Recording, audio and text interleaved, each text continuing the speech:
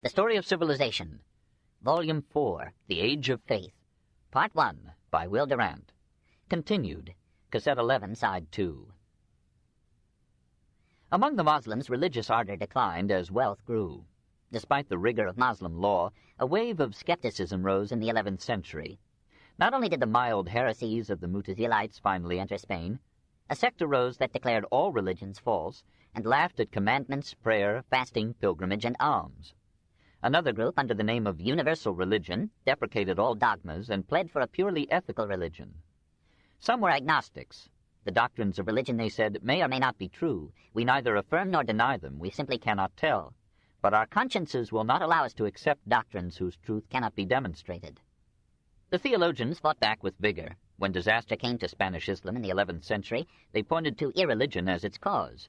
And when for a time Islam prospered again, it was under rulers who once more rooted their power in religious belief and restricted the controversy between religion and philosophy to the privacy and amusement of their courts. Despite the philosophers, gleaming cupolas and gilded minarets marked the 1,000 cities or towns that made Moslem Spain in the 10th century the most urban country in Europe, probably in the world. Cordova, under Al-Mansur, was a civilized city, second only to Baghdad and Constantinople. Here, says al-Makari, were 2,077 houses, 60,300 palaces, 600 mosques, and 700 public baths. The statistics are slightly oriental. Visitors marveled at the wealth of the upper classes and at what seemed to them an extraordinary general prosperity. Every family could afford a donkey. Only beggars could not ride. Streets were paved, had raised sidewalks, and were lighted at night. One could travel for 10 miles by the light of street lamps and along an uninterrupted series of buildings. Over the quiet Guadalquivir, Arab engineers threw a great stone bridge of 17 arches, each 50 spans in width. One of the earliest undertakings of Abderrahman I was an aqueduct that brought to Cordova an abundance of fresh water for homes, gardens, fountains, and baths. The city was famous for its pleasure gardens and promenades. Abderrahman I, lonesome for his boyhood haunts, planted in Cordova a great garden like that of the villa in which he had spent his boyhood near Damascus, and built in it his Palace of the Risafah. Later caliphs added other structures, to which Moslem fancy gave florid names: Palace of the Flowers, of the Lovers, of Contentment, of the Diadem. Cordova, like later Seville, had its Alcazar, or Alcázar, castle, from the Latin castrum, a combination of palace and fortress. Muslim historians describe these mansions as equaling in luxury and beauty those of Nero's Rome: majestic portals, marble columns, mosaic floors, gilded ceilings, and such refined decoration as only Moslem art could give. The palaces of the royal family, the lords and magnates of land and trade, lined for miles the banks of the stately stream.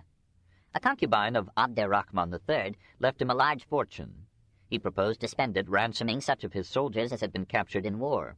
Proud searchers claimed they could find none, whereupon the caliph's favorite wife, Zara, proposed that he build a suburb and palace to commemorate her name. 25 years, from 936 to 961, 10,000 workmen and 1,500 beasts toiled to realize her dream. The royal palace of Al-Zara, that rose 3 miles southwest of Cordova, was lavishly designed and equipped. 1,200 marble columns sustained it. Its harem could accommodate 6,000 women. Its hall of audience had ceiling and walls of marble and gold, 8 doors inlaid with ebony, ivory, and precious stones, and a basin of quicksilver whose undulating surface reflected the dancing rays of the sun. Al-Zara became the residential center of an aristocracy renowned for the grace and polish of its manners, the refinement of its tastes, and the breadth of its intellectual interests. At the opposite end of the city, Al-Mansur constructed in 978 a rival palace, Al-Zahira, which also gathered about it a suburb of lords, servants, minstrels, poets, and courtesans.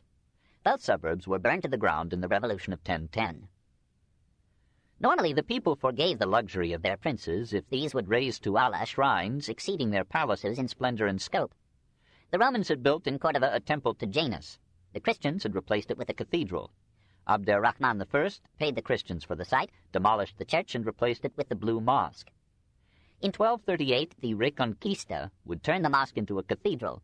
So the good, the true, and the beautiful fluctuate with the fortunes of war. The project became the consolation of Abderrahman's troubled years. He left his suburban for his city home to superintend the operations, and hoped that he might before his death lead the congregation in grateful prayer in this new and majestic mosque. He died in 788, 2 years after laying the foundation. His son, Al-Hisham, continued the work. Each caliph, for 2 centuries, added a part, till in Al-Mansur's time it covered an area 742 by 472 feet. The exterior showed a battlemented wall of brick and stone with irregular towers and a massive minaret that surpassed in size and beauty all the minarets of the time, so that it too was numbered among the innumerable wonders of the world. 19 portals, surmounted by horseshoe arches elegantly carved with floral and geometrical decoration in stone, led into the Court of Ablutions, now the Patio de los Naranjos, or Court of Oranges. In this rectangle, paved with colored tiles, stood 4 fountains, each cut from a block of solid marble so large that 70 oxen had been needed to haul it from the quarry to the site. The mosque proper was a forest of 1,290 columns, dividing the interior into 11 naves and 21 aisles. From the column capitals sprang a variety of arches, some semicircular, some pointed, some in horseshoe form, most of them with voussoirs or wedge stones, alternately red or white. The columns of jasper, porphyry, alabaster, or marble, snatched from the ruins of Roman or Visigothic Spain, gave by their number the impression of limitless and bewildering space. The wooden ceiling was carved into cartouches, bearing Quranic and other inscriptions. From it hung 200 chandeliers holding 7,000 cups of scented oil, fed from reservoirs of oil in inverted Christian bells also suspended from the roof. Floor and walls were adorned with mosaics. Some of these were of enameled glass, baked in rich colors, and often containing silver or gold. After 1,000 years of wear, these dados still sparkle like jewels in the cathedral walls. One section was marked off as a sanctuary. It was paved with silver and enameled tiles, guarded with ornate doors, decorated with mosaics, roofed with 3 domes, and marked off with a wooden screen of exquisite design. Within this sanctuary were built the mihrab and minbar, upon which the artists lavished their maturest skill. The mihrab itself was an heptagonal recess walled with gold, brilliantly ornamented with enameled mosaics, marble tracery, and gold inscriptions on a ground of crimson and blue, and crowned by a tier of slender columns and trefoil arches as lovely as anything in Gothic art. The pulpit was considered the finest of its kind. It consisted of 37,000 little panels of ivory and precious woods, ebony, citron, aloe, red and yellow sandal, all joined by gold or silver nails and inlaid with gems. On this minbar, in a jeweled box covered with gold-threaded crimson silk, rested a copy of the Koran written by the Caliph Othman and stained with his dying blood. To us who prefer to adorn our theaters with gilt and brass rather than clothe our cathedrals in jewelry and gold, the decoration of the Blue Mosque seems extravagant. The walls encrusted with the blood of exploited generations, the columns confusingly numerous, the horseshoe arch is structurally weak and aesthetically offensive as obesity on bow legs. Others, however, have judged differently. Al-Makari, who lived from 1591 to 1632, thought this mosque unequaled in size or beauty of design or tasteful arrangement of its ornaments or boldness of execution. And even its diminished Christian form is ranked as, by universal consent, the most beautiful Moslem temple in the world. It was a common saying in Moorish Spain that when a musician dies at Cordova and his instruments are to be sold, they are sent to Seville. When a rich man dies at Seville and his library is to be sold, it is sent to Cordova. For Cordova in the 10th century was the focus and summit of Spanish intellectual life, though Toledo, Granada, and Seville shared actively in the mental exhilaration of the time. Muslim historians picture the Moorish cities as beehives of poets, scholars, jurists, physicians, and scientists. Al-Makari fills 60 pages with their names. Primary schools were numerous but charged tuition. Hakan II added 27 schools for the free instruction of the poor. Girls as well as boys went to school. Several Moorish ladies became prominent in literature or art. Higher education was provided by independent lecturers in the mosques. Their courses constituted the loosely organized University of Cordova, which in the 10th and 11th centuries was second in renown only to similar institutions in Cairo and Baghdad. Colleges were established also at Granada, Toledo, Seville, Murcia, Almeria, Valencia, Cadiz. The technique of paper-making was brought in from Baghdad, and books increased and multiplied. Moslem Spain had 70 libraries. Rich men displayed their Morocco bindings, and bibliophiles collected rare or beautifully illuminated books. The scholar Al-Hadran, at an auction in Cordova, found himself persistently outbid for a book he desired, until the price offered far exceeded the value of the volume. The successful bidder explained that there was a vacant place in his library, into which this book would precisely fit. I was so vexed, adds Al-Hadran, that I could not help saying to him, "He gets the nut who has no teeth." Scholars were held in awesome repute in Moslem Spain, and were consulted in simple faith that learning and wisdom are one. Theologians and grammarians could be had by the hundred. Rhetoricians, philologists, lexicographers, anthologists, historians, biographers were legion. Abu Muhammad Ali ibn Hazm, from 994 to 1064, besides serving as vizier to the last Umayyads, was a theologian and historian of great erudition. His book of religions and sects, discussing Judaism, Zoroastrianism, Christianity, and the principal varieties of Mohammedanism, is one of the world's earliest essays in comparative religion. If we wish to know what an educated Moslem thought of medieval Christianity, we need only read one of his paragraphs. Human superstition need never excite our astonishment. The most numerous and civilized nations are thralls to it. So great is the multitude of Christians that God alone can number them, and they can boast of sagacious princes and illustrious philosophers. Nevertheless, they believe that one is three, and three are one, that one of the three is the Father, the other the Son, and the third the Spirit, that the Father is the Son and is not the Son, that a man is God and not God, that the Messiah has existed from all eternity and yet was created. A sect of theirs, the Monophysites, numbered by hundreds of thousands, believes that the Creator was scourged, buffeted, crucified, and that for 3 days the universe was without a ruler. Ibn Hazm, for his part, believed that every word of the Koran was literally true. Science and philosophy in Muslim Spain were largely frustrated by the fear that they would damage the people's faith. Maslama ibn Ahmad, who died in 1007, of Madrid and Cordova, adapted the astronomic tables of Al-Khwarizmi to Spain. A work doubtfully attributed to him describes one of the many experiments by which alchemy was transmuted into chemistry, the production of mercuric oxide from mercury. Ibrahim al-Zarqali, who lived circa 1029 to 1087, of Toledo, made an international name by improving astronomical instruments. Copernicus quoted his treatise on the astrolabe. His astronomical observations were the best of his age, and enabled him to prove for the first time the motion of the solar apogee with reference to the stars. His Toledan tables of planetary movements were used throughout Europe. Abul Qasim al-Zahrawi, who lived from 936 to 1013, physician to Abd ar-Rahman III, was honored in Christendom as Abul Qasis. He stands at the top of Muslim surgeons. His medical encyclopedia, Al-Tasrif, included 3 books on surgery which, translated into Latin, became the standard text of surgery for many centuries. Cordova was in this period the favorite resort of Europeans for surgical operations. Like every civilized city, it had its quota of quacks and money-mad physicians. One Harani announced a secret specific against intestinal troubles and sold it at 50 dinars, or $237.50, a file to moneyed fools. We forbear, says al-Nakari, to mention the poets who flourished under Hisham II and al-Mansur, for they were as numerous as the sands of the ocean.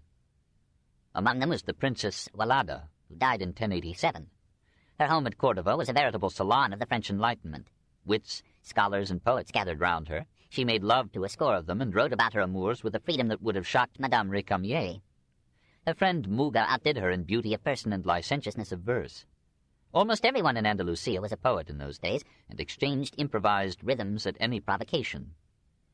The caliphs joined in the sport, and there was seldom a Moorish prince who did not have at his court a poet not only honored but paid. This royal patronage did some injury as well as good. The poetry that has reached us from this age is too often artificial, flowery, lame with laborious similes, and clogged with petty conceits. The theme was love, carnal or platonic. In Spain as in the East, the Moslem singers anticipated the methods, moods, and philosophy of the troubadours. From this dancing galaxy we take one star, Said ibn Judi, son of the prefect of Cordova, an excellent warrior, a constant lover in the plural sense, a master of all the qualities that in Moslem judgment make a perfect gentleman: liberality, courage, skillful horsemanship, good looks, eloquence, poetic talent, strength, and the arts of fencing, wielding the spear and bending the bow. He was never sure which he loved the more, love or war. Sensitive to the slightest touch of a woman, he suffered a series of infatuations, each of which had every promise of perpetuity. Like a good troubadour, he loved most ardently where he had seen least. His warmest ode was to Jehan, of whom he had seen only a lily hand. He was a candid Epicurean, and felt that the burden of proof was always on the moralist. The sweetest morsel in life, he said, is when the wine cup goes around, when, after a quarrel, the lovers are reconciled, embrace, and are at peace. I traverse the circle of pleasures as a frenzied war-horse that has taken the bit in its teeth. I leave no desire unsatisfied. Steadfast when the angel of death hovers over my head in the day of battle, a pair of bright eyes can sway me as they will. His fellow warriors sometimes resented his seduction of their wives. One officer caught him in situ and killed him in 897. A more heroic end came to a greater poet, Almoravid, Emir of Seville. Like other kinglets of disintegrating Spain, he had for several years paid tribute to Alfonso VI of Castile as a bribe to Christian peace. But a bribe always leaves a balance to be paid on demand. With the sinews of war provided by his prey, Alfonso pounced upon Toledo in 1085, and Almoravid perceived that Seville might be next. The city-states of Moslem Spain were now too weakened by class and internecine war to offer any adequate resistance. But across the Mediterranean there had arisen a new Moslem dynasty. It was called Almoravid, from the Marabout, or patron saint of northwestern Africa. Founded on religious fanaticism, it had turned almost every man into a soldier of Allah, and its armies had easily conquered all Morocco. At this juncture, the Almoravid king, Yusuf ibn Tashfin, a man of courage and cunning, received from the princes of Spain an invitation to rescue them from the Christian dragon of Castile. Yusuf transported his army across the strait, received reinforcements from Malaga, Granada, and Seville, and met the forces of Alfonso at Zalika, near Badajoz, in 1086. Alfonso sent a courtly message to Yusuf. "Tomorrow, Friday, is your holy day, and Sunday is ours. I propose, therefore, that we join battle on Saturday." Yusuf agreed. Alfonso attacked on Friday. Almoravid and Yusuf fought well. The Moslems celebrated their holy day with victorious slaughter, and Alfonso barely escaped with 500 men. Yusuf astonished Spain by returning bootyless to Africa. 4 years later he came back. Almoravid had urged him to destroy the power of Alfonso, who was rearming for a fresh assault. Yusuf fought the Christians indecisively and assumed sovereign power over Moslem Spain. The poor welcomed him, always preferring new masters to old. The intellectual classes opposed him as representing religious reaction. The theologians embraced him. He took Granada without a blow and delighted the people by abolishing all taxes not prescribed in the Koran, this in 1090. Almoravid and other emirs joined in a league against him and formed a holy alliance with Alfonso. Yusuf besieged Cordova. Its populace delivered it to him. He surrounded Seville. Almoravid fought heroically, saw his son killed, broke down in grief, and surrendered. By 1091, all Andalusia except Saragossa was in Yusuf's hands, and Moslem Spain, ruled from Morocco, was again a province of Africa. Almoravid was sent as a prisoner to Tangier. While there, he received from a local poet, Husri, some verses praising him and asking for a gift. The ruined emir had now only 35 ducats, or $87, in all the world. He sent them to Husri with apologies for the smallness of the gift. Almoravid was transferred to Agmat, near Morocco, and lived there for some time in chains, always in destitution, still writing poetry till his death in 1095. One of his poems might have served as his epitaph. "Woo not the world too rashly, for behold, beneath the painted silk and broidering, it is a faithless and inconstant thing. Listen to me, Mutamid, growing old." And we, that dreamed youth's blade would never rust, hoped wells from the mirage, roses from the sand, the riddle of the world shall understand, and put on wisdom with the robe of dust. Chapter 14. The Grandeur and Decline of Islam, 1058 to 1258. 1. The Islamic East, 1058 to 1250. When Tugril Beg died in 1063, he was succeeded as Seljuk Sultan by his nephew, Alparslan, then 26 years of age. A well-disposed Moslem historian describes him as tall, with mustaches so long that he used to tie up their ends when he wished to shoot, and never did his arrows miss the mark. He wore so lofty a turban that men were wont to say that from its top to the end of his mustaches was a distance of 2 yards. He was a strong and just ruler, generally magnanimous, swift to punish tyranny or extortion among his officials, and extremely charitable to the poor. He was also devoted to the study of history, listening with great pleasure and interest to chronicles of former kings and to works that threw light on their characters, institutions, and methods of administration. Despite these scholarly inclinations, Alparslan lived up to his name, the lion-hearted hero, by conquering Herat, Armenia, Georgia, and Syria. The Greek Emperor Romanus IV collected 100,000 varied and ill-disciplined troops to meet Arslan's 15,000 experienced warriors. The Seljuk leader offered a reasonable peace. Romanus rejected it scornfully, gave battle at Manzikert in Armenia in 1071, fought bravely amid his cowardly troops, was defeated and captured, and was led before the Sultan. "What would have been your behavior," asked Arslan, "had fortune smiled upon your arms?" "I would have inflicted upon thy body many a stripe," answered Romanus. Arslan treated him with all courtesy, released him on the promise of a royal ransom, and dismissed him with rich gifts. A year later, Arslan died by an assassin's knife. His son, Malik Shah, from 1072 to 1092, was the greatest of the Seljuk sultans. While his general Suleiman completed the conquest of Asia Minor, he himself took Transoxiana as far as Bokhara and Kashgar. His able and devoted prime minister, Nizam al-Mulk, brought to this and Aslan's reign much of the brilliance and prosperity that the Barmakids had given to Baghdad in the days of Harun al-Rashid. For 30 years, Nizam organized and controlled administration, policy, and finance, encouraged industry and trade, improved roads, bridges, and inns, and made them safe for all wayfarers. He was a generous friend to artists, poets, scientists, raised splendid buildings in Baghdad, founded and endowed a famous college there, and directed and financed the erection of the Great Dome Chamber in the Friday Mosque at Isfahan. It was apparently at his suggestion that Malik Shah summoned Omar Khayyam and other astronomers to reform the Persian calendar. An old tale tells how Nizam, Omar, and Hassan ibn al-Sabah, when schoolmates, vowed to share with one another any later good fortune. Like so many good stories, it is probably a legend, for Nizam was born in 1017, while both Omar and Hassan died in 1123 and 1124. There is no indication that either of these was a centenarian. At the age of 75, Nizam wrote down his philosophy of government in one of the major works of Persian prose, the Siyasatnama, or Book of the Art of Rule. He strongly recommended religious orthodoxy in people and king, considered no government secure without a religious base, and deduced from religion the divine right and authority of the Sultan. At the same time, he did not spare his divine monarch some human advice on the duties of a sovereign. A ruler must avoid excess in wine and levity, must detect and punish official corruption or tyranny, and must twice a week hold public audiences at which even the lowliest subject may present petitions or grievances. Nizam was humane but intolerant. He mourned that Christians, Jews, and Shiites were employed by the government, and he denounced the Ismailite sect with special violence as threatening the unity of the state. In 1092, an Ismaili devotee approached him in the guise of a suppliant and stabbed him to death. The assassin was a member of the strangest sect in history. About 1090, an Ismaili leader, the same Hassan ibn al-Sabah, whom legend allied with Omar and Nizam, seized the mountain fortress of Alamut, or Eagle's Nest, in northern Persia, and from that stronghold, 10,000 feet above the sea, waged a campaign of terror and murder against the opponents and persecutors of the Ismaili faith. Nizam's book charged the group with being lineally descended from the communistic Mazdakites of Sasanian Persia. It was a secret fraternity with diverse grades of initiation, and a Grand Master whom the Crusaders called the Old Man of the Mountain. The lowest degree of the order included the Fidais, who were required to obey without hesitation or scruple any of their leaders' commands. According to Marco Polo, who passed by Alamut in 1271, the master had arranged behind the fortress a garden peopled like the Mohammedan paradise with ladies and damsels who dallied with the men to their heart's content.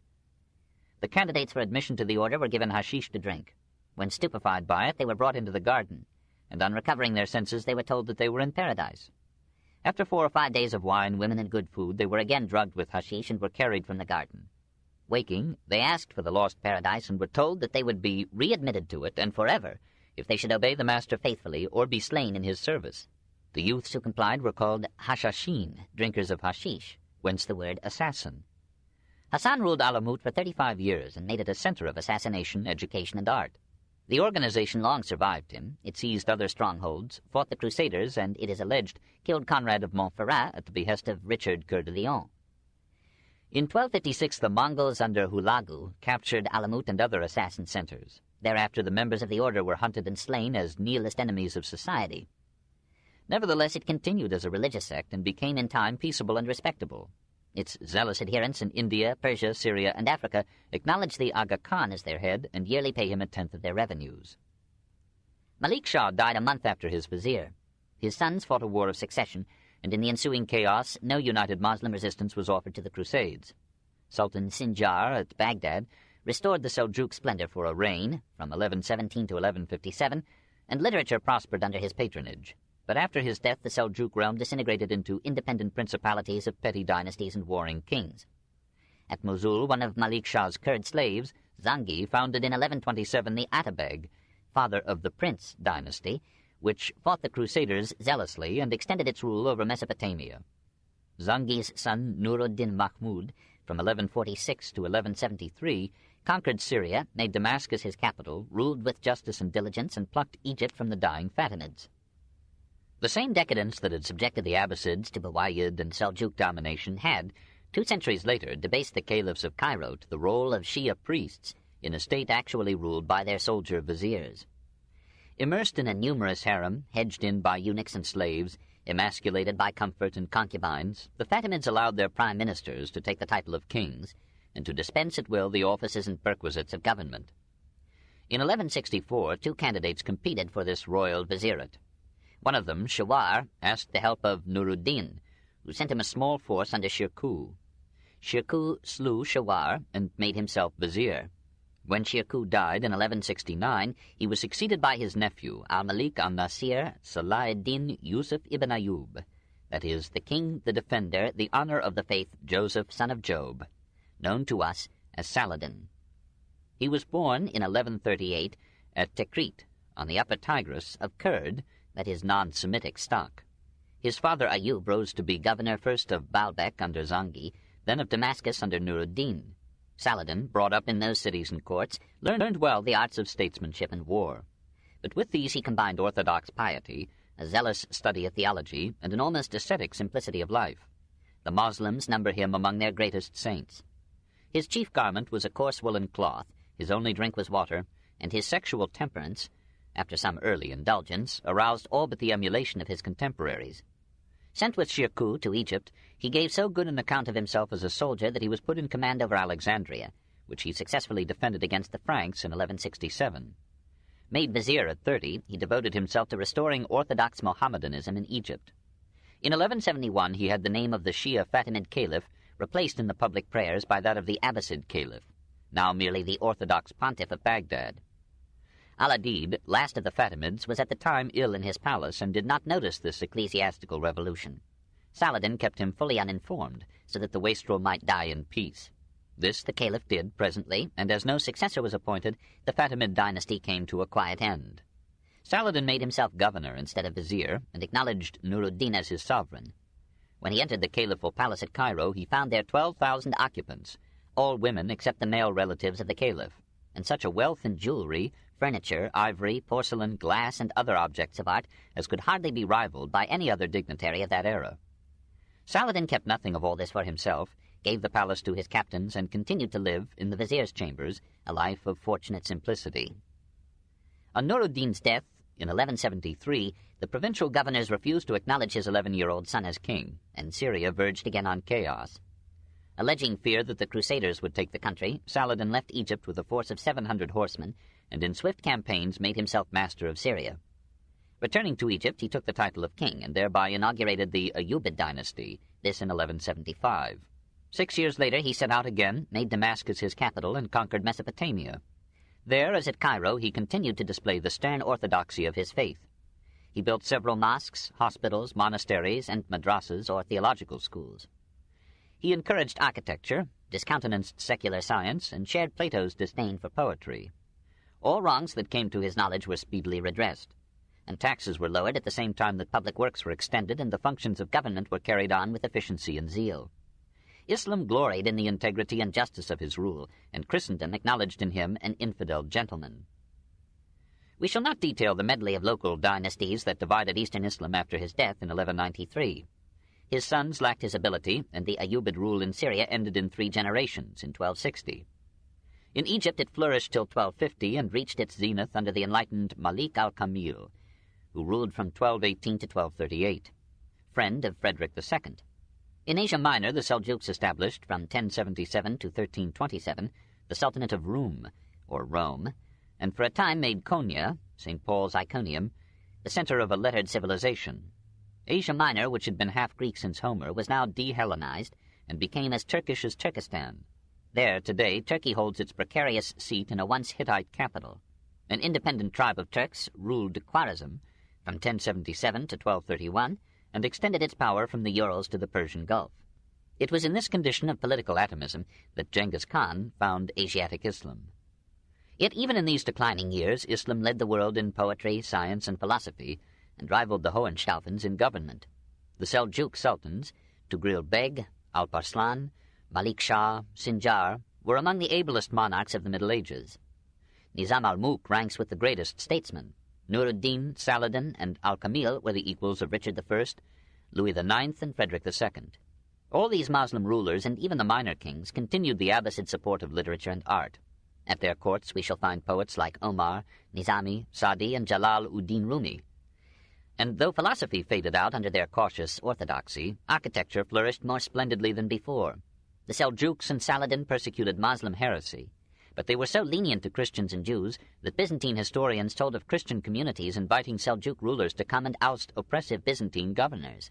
Under the leadership of the Seljuks and Ayyubids, Western Asia again prospered in body and mind. Damascus, Aleppo, Mosul, Baghdad, Isfahan, Rai, Herat, Amida, Nishapur, and Merv were in this period among the best adorned and most cultured cities in the white man's world. It was a brilliant decay. 2. The Islamic West, 1086 to 1300. In 1249, al-Salih, last Egyptian sultan of the Ayyubid line, passed away. His widow and former slave, Sajar al-Dur, connived at the murder of her stepson and proclaimed herself queen. To save their masculine honor, the Moslem leaders of Cairo chose another former slave, Aybak, as her associate. She married him but continued to rule, and when he attempted a declaration of independence, she had him murdered in his bath in 1257. She herself was presently battered to death with wooden shoes by Aybak's women slaves. Aybak had lived long enough to found the Mamluk dynasty. Mamluk meant owned, and was applied to white slaves, usually strong and fearless Turks or Mongols employed as palace guards by the Ayyubid sultans. As in Rome and Baghdad, so in Cairo the guards became the kings. For 267 years, from 1250 to 1517, the Mamluks ruled Egypt, and sometimes Syria, from 1271 to 1516. They incarnadined their capital with assassinations and beautified it with art. Their courage saved Syria and Egypt, even Europe, when they routed the Mongols at Ain Jalut in 1260. They received less wide acclaim for saving Palestine from the Franks and driving the last Christian warrior from Asia. The greatest and least scrupulous of the Mamluk rulers was Al-Malik Baybars, from 1260 to 1277. Born a Turkish slave, his brave resourcefulness raised him to high command in the Egyptian army. It was he who defeated Louis IX at Mansoura in 1250, and 10 years later he fought with fierce skill under the Sultan Qutuz at Ain Jalut. He murdered Qutuz on the way back to Cairo, made himself sultan, and accepted with winning grace the triumph that the city had prepared for his victorious victim. He renewed repeatedly the war against the Crusaders, always with success, and for these holy campaigns Moslem tradition honors him next to Harun and Saladin. In peace, says a contemporary Christian chronicler, he was sober, chaste, just to his people, even kind to his Christian subjects. He organized the government of Egypt so well that no incompetence among his successors availed to unseat the Mamluks till their overthrow by the Ottoman Turks in 1517. He gave Egypt a strong army and navy, cleared its harbors, roads, and canals, and built the mosque that bears his name. Another Turkish slave deposed Baybar's son and became Sultan al-Mansur Saif al-Din Kalaun from 1279 to 1290. History remembers him chiefly for the great hospital that he built at Cairo and which he endowed with an annuity of 1,000,000 dirhams. His son Nasir, from 1293 to 1340, was thrice enthroned but only twice deposed, built aqueducts, public baths, schools, monasteries, and 30 mosques, dug with the forced labor of 100,000 men a canal connecting Alexandria with the Nile, and exemplified Mamluk ways by slaughtering 20,000 animals for the marriage feast of his son. When Nasir traveled through the desert, 40 camels bore on their backs a garden of rich earth to provide him with fresh vegetables every day. He depleted the treasury and condemned his successors to a slow decline of the Mamluk power. These sultans do not impress us as favorably as the Seljuks or Ayyubids. They undertook great public works, but most of these were accomplished by peasants and proletaires, exploited to the limit of human tolerance, and for a government completely irresponsible to either the nation or an aristocracy. Assassination was the only known form of recall. At the same time, these brutal rulers had good taste and a large spirit in literature and art. The Mamluk period is the most brilliant in the history of medieval Egyptian architecture. Cairo is now, from 1250 to 1300, the richest city west of the Indus. Markets teeming with all the necessaries and many of the superfluities of life, the great slave mart where one could buy and sell men and maidens, little shops nestling in the walls and crowded with goods of flexible price, alleys crawling with men and beasts, noisy with peddlers and carts, deliberately narrow for shade and crooked for defense, homes hidden behind stern facades, rooms dark and cool amid the glare and heat and bustle of the streets, and breathing from an inner court or garden close. Interiors lushly furnished with hangings, carpets, embroideries, and works of art. Men chewing hashish to produce a dreamy intoxication. Women gossiping in the zanana or furtively flirting in a window bay. Music strummed from 1,000 lutes, and weird concerts in the citadel. Public parks redolent with flowers and picnicking. canals and the great river dotted with cargo barges, passenger vessels, and pleasure boats. This was the Cairo of medieval Islam. One of its poets sang, "Beside that garden flowed the placid Nile. Oft have I steered my dahabeah there. Oft have I landed to repose a while and bask and revel in the sunny smile of her whose presence made the place so fair." Meanwhile, in North Africa, a succession of dynasties had their day. Zirids from 972 to 1148 and Hafsids from 1228 to 1534 ruled Tunisia. Hammadids from 1007 to 1152 governed Algeria. Almoravids from 1056 to 1147 and Almohads from 1130 to 1269 held sway in Morocco.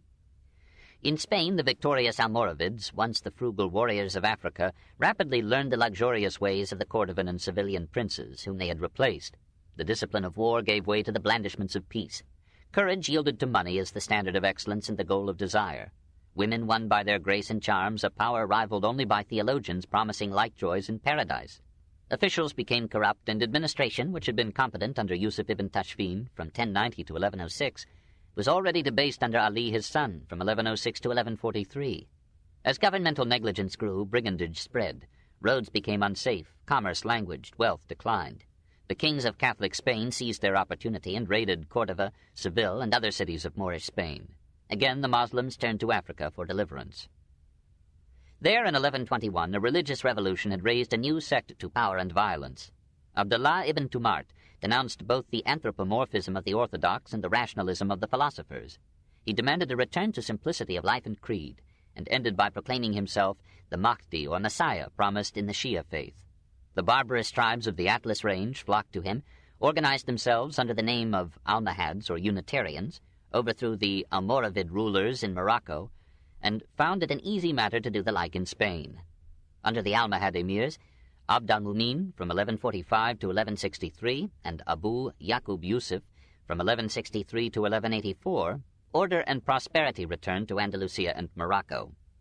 Literature and learning once more raised their heads, and philosophers were protected in the quiet understanding that they would make their works unintelligible.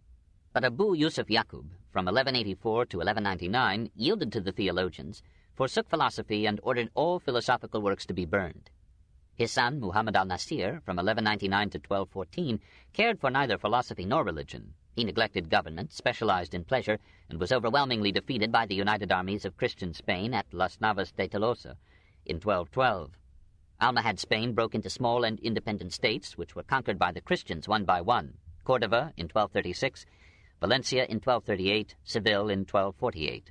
The harassed Moors retired to Granada, where the Sierra Nevada or Snowy Ridge provided some defense, and well-rivered fields flowered into vineyards, olive orchards, and orange groves.